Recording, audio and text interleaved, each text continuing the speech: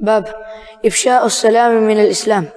وقال عمار: ثلاث من جمعهن فقد جمع الإيمان: الإنصاف من نفسك، وبذل السلام للعالم، والإنفاق من الإقتار.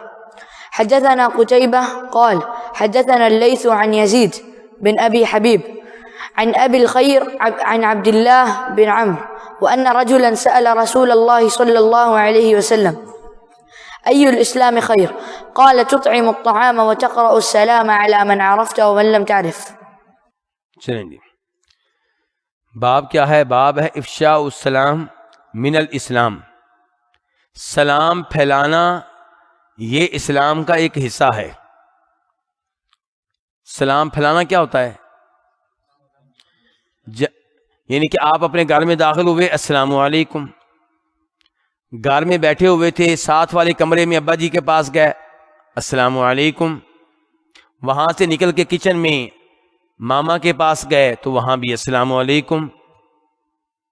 اسکول میں ایک کلاس میں داخل ہوئے، السلام علیکم. دوسری کلاس میں گئے، وہاں بھی السلام علیکم. مسجد میں گئے، وہاں بھی السلام علیکم. سلام ہی سلام، سلام کی آوازیں آئیں ہر طرف سے. تو یہاں پہ یہ نہیں کہا گیا سلام کہنا، یہاں پہ کہا گیا افشاء السلام، سلام عام کر دیں، بار بار سلام کہیں. اور میں نے گزارش کی تھی السلام علیکم کہنے سے کتنی نیکیاں ملتی ہیں بیٹا؟ السلام علیکم ورحمۃ اللہ کہنے سے کتنی؟ 20. اور السلام علیکم ورحمۃ اللہ وبرکاتہ کہنے سے 30. فری کی نیکیاں، کچھ کرنا بھی نہیں پڑا. اور اگر آپ السلام علیکم نہیں کہیں گے، کچھ نہ کچھ تو آپ نے کہنا ہی نہیں جب کسی کے پاس جائیں گے. تو ورنہ کیا کہیں گے جی پھر؟ ہائے، ہیلو، بائے بائے، ٹائے ٹائے، پتہ نہیں کیا کیا کہتے رہتے ہیں. بھائی وہ بات کہیں جس سے رب راضی ہوتا ہے، وہ بات کہیں جو نبی علیہ السلام نے آپ سے جس کا مطالبہ کیا ہے. تو شریعت کیا چاہتی ہے؟ آپ سلام پھیلائیں. سلام پھیلانا اس قدر ہے کہ کوئی نماز پڑھ رہا ہو اس کو سلام کہنا چاہیے کہ نہیں؟ بالکل کہنا چاہیے. تو وہ جواب کیسے دے گا؟ ہاتھ کے اشارے سے جواب دے گا، بول کر جواب نہیں دے گا، کیونکہ نماز میں گفتگو کی اجازت نہیں ہے. لیکن آپ تو نماز نہیں پڑھے، آپ سلام کہیں. کئی لوگ سمجھتے ہیں کہ کوئی نماز پڑھ رہا ہو تو سلام نہیں کہنا چاہیے، اور کئی لوگ سمجھتے ہیں کھانا کھا رہے ہوں تو سلام نہیں کہنا چاہیے. بھائی کوئی کھانا کھا رہا ہے سلام کہیں، کوئی وضو کر رہا ہے سلام کہیں. اچھا ویسے وضو کرتے ہوئے گفتگو کر سکتے ہیں؟ کئی مسجدوں میں لکھا ہوتا ہے وضو کے دوران گفتگو کرنا مکروہ ہے. بالکل غلط لکھا ہوا ہے. بھئی یہ وضو ہے، نماز نہیں ہے. یہ وضو ہے، نماز نہیں ہے. آپ یہ گفتگو کر سکتے ہیں، کوئی مسئلہ نہیں ہے. وضو کے آخر میں آپ نے دعا پڑھنی ہے بس. وضو کے دوران تو کوئی دعا بھی نہیں ہے. وضو سے پہلے بسم اللہ، اور وضو کے بعد دعا کون سی ہے؟ اشہد ان لا الہ الا اللہ. تو کہنے کا مطلب یہ ہے کہ سلام کو عام کریں. وضو کو کر رہا ہے تو آپ سلام کہیں، اور وضو کرنے والا وضو کرتے کرتے جواب دے. کو کھانا کھا رہے ہیں آپ سلام کہیں، اور کھانا کھانے والے کھانا کھاتے ہوئے جواب دیں، کوئی مسئلہ نہیں ہے. کوئی نماز پڑھ رہا ہے آپ سلام کہیں، نماز پڑھنے والا ہاتھ کے اشارے سے جواب دے. تو باب افشاء السلامی من الاسلام، سلام پھیلانا یہ اسلام میں سے ہے. وقال عمار، اور عمار نے کہا تھا. یہ عمار کون ہے؟ عمار بن یاسر. کون ہے عمار بن؟ اور ان کی والدہ کا کیا نام ہے؟ وہ ان کی والدہ ہیں، سمیہ ان کی والدہ ہیں. ٹھیک ہے. انہوں نے اسلام کی خاطر بڑی قربانیاں دی ہیں. اسلام کے لیے ان کو بڑا تنگ کیا گیا ہے، بڑی تکلیفیں دی گئی ہیں. تو عمار بن یاسر کہتے ہیں ثلاثن، 3 چیزیں ہیں. کتنی بیٹا؟ 3 چیزیں ہیں. من جمعہن فقد جمع الایمان، جس نے ان 3 چیزوں کو حاصل کر لیا، جمع کر لیا، اس نے ایمان کو جمع کر لیا. کتنی چیزیں ہیں جی؟ 3. یعنی کہ 3 چیزیں جس نے کر لی اس نے ایمان پا لیا. کون سی 3 چیزیں جی؟ الانصاف من نفسک. کیا مطلب ہے اس کا؟ کہ آپ اپنے آپ سے انصاف کریں. کس سے انصاف کریں؟ اپنے آپ سے. اپنے آپ سے کیسے انصاف کریں گے؟ جو نماز نہیں پڑھتا وہ کس پہ ظلم کر رہا ہے؟ اپنے آپ پہ. تو اپنے آپ پہ ظلم نہ کریں. اس جان کو جہنم کی آگ سے بچائیں. اس جان کو کس سے بچائیں؟ جہنم کی آگ سے بچائیں۔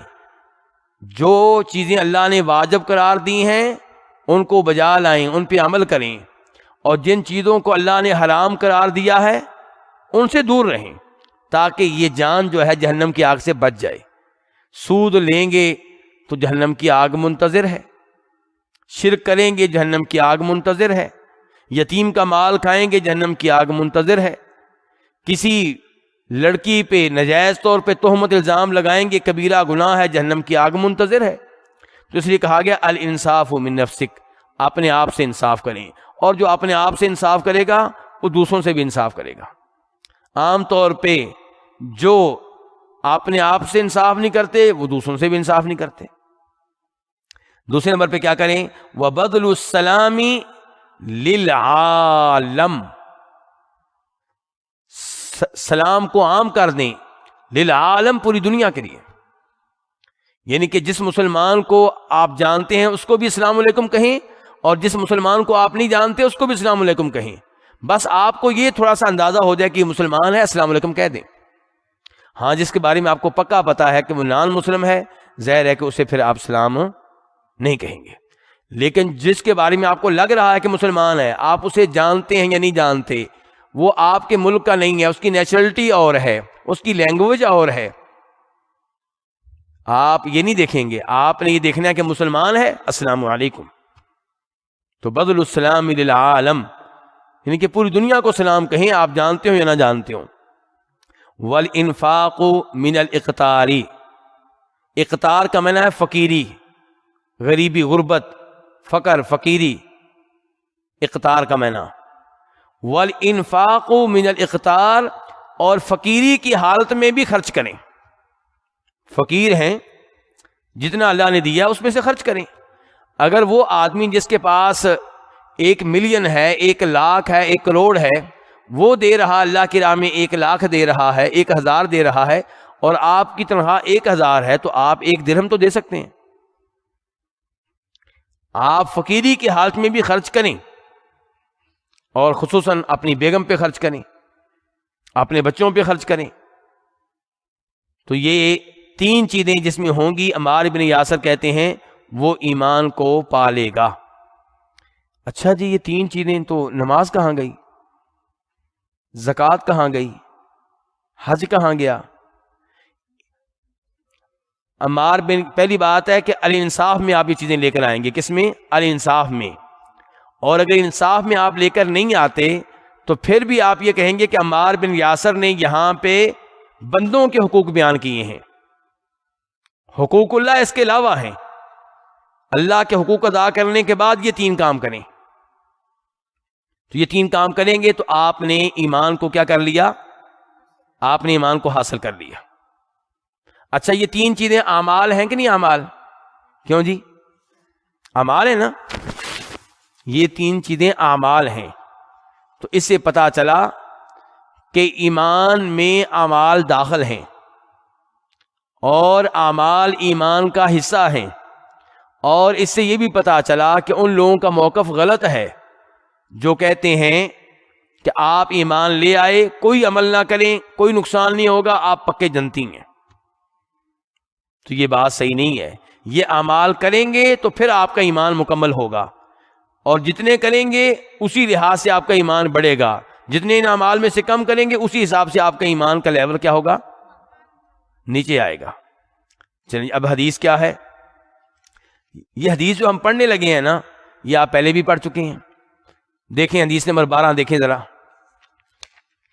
12، حدیث نمبر 12 دیکھیں۔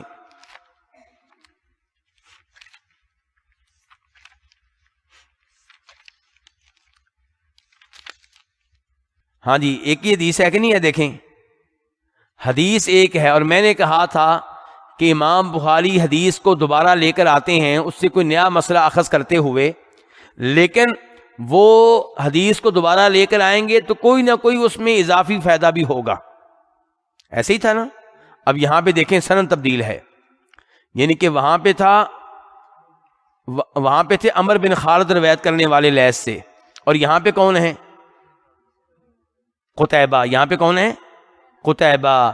تو یہ فائدہ یہاں پہ دیا ہے کہ لیث سے حدیث روایت کرنے والے قتیبہ بن سعید بھی ہیں. یہ قتیبہ بن سعید البلخی، قتیبہ بن سعید بلخی، بلخ کہاں پہ ہے؟ افغانستان میں. یہ قتیبہ بن سعید افغانستان کے تھے. کہاں کے تھے؟ اور خود امام بخاری افغانستان سے بھی آگے، بخارا ازبکستان کے. چلیں، تو یہ لیث سے وہاں عمرو بن خالد روایت کرنے والے تھے، اور یہاں پہ قتیبہ، تو حدیث مزید پکی ہو گئی. تو اب حدیث کیا ہے؟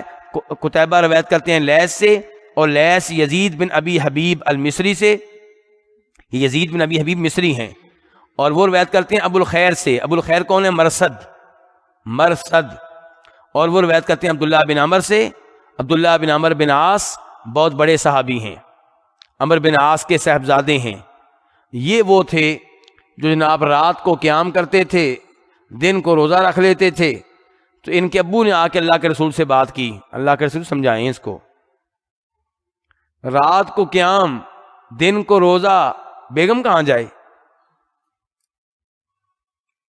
تو پھر نبی علیہ السلام نے ان کو نصیحت کی تھی اور کہا تھا کہ نیند بھی پوری کیا کرو، عبادت بھی کیا کرو، دن کو روزہ بھی رکھا کرو، ناغے بھی کیا کرو.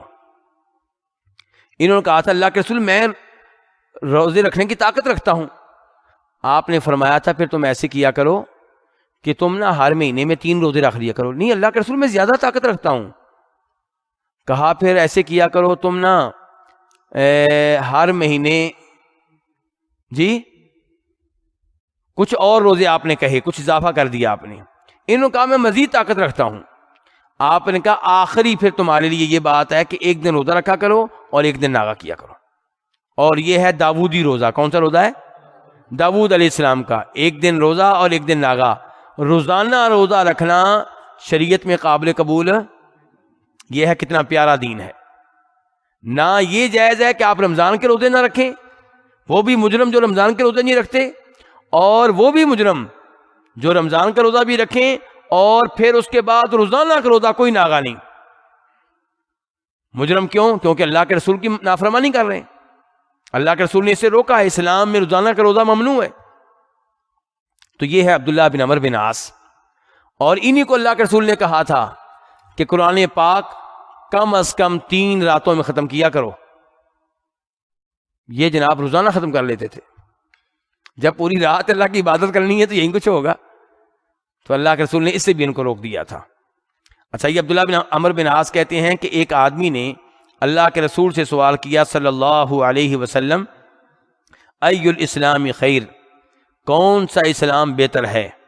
قال تطعم الطعام، بہتر اسلام یہ ہے کہ آپ کھانا کھلائیں. کس کو کھانا کھلائیں؟ میں نے پہلے بتایا تھا. کس کو؟ فقیروں کو بھی، پڑوسیوں کو بھی، رشتہ داروں کو بھی. جی ہاں. آگے وتقرأ السلام، اور آپ سلام پڑھیں. علی من عرفت ومن لم تعرف، ان کو بھی سلام کہیں جن کو آپ جانتے ہیں، اور ان کو بھی سلام کہیں جن کو آپ نہیں جانتے. یہ ذہن میں رکھیں. ہم سلام کہتے ہیں لیکن ان کو جن کو ہم جانتے ہیں بس نہیں. بھائی اگر آپ اللہ کے لیے سلام کہہ رہے ہیں تو ہر مسلمان کو کہیں. جو بھی آپ کو مسلمان محسوس ہو رہا ہے، جو بھی آپ کو مسلمان لگتا ہے، اس کو سلام کہیں. تو اس سے پتہ چلا کہ یہ اعمال جو ہیں یہ اسلام میں سے ہیں. کیوں جی؟ حدیث و باب کا تعلق واضح ہو گیا. باب کیا تھا؟ کہ سلام عام کرنا یہ اسلام میں سے ہے. اور یہاں سوال ہوا حدیث میں کون سا اسلام بہتر ہے، تو آپ نے کہا کھانا کھلانا بھی اور سلام کہنا بھی. تو اس سے پتہ چلا کہ سلام کہنا، کھانا کھلانا یہ اسلام ہے اور یہ اعمال ہیں. اس سے پتہ چلا کہ ایمان میں اعمال داخل ہیں. کھانا کھلائیں گے ایمان بڑھے گا، سلام کہیں گے ایمان بڑھے گا، نہیں کریں گے کام تو ایمان کا لیول نیچے آئے گا.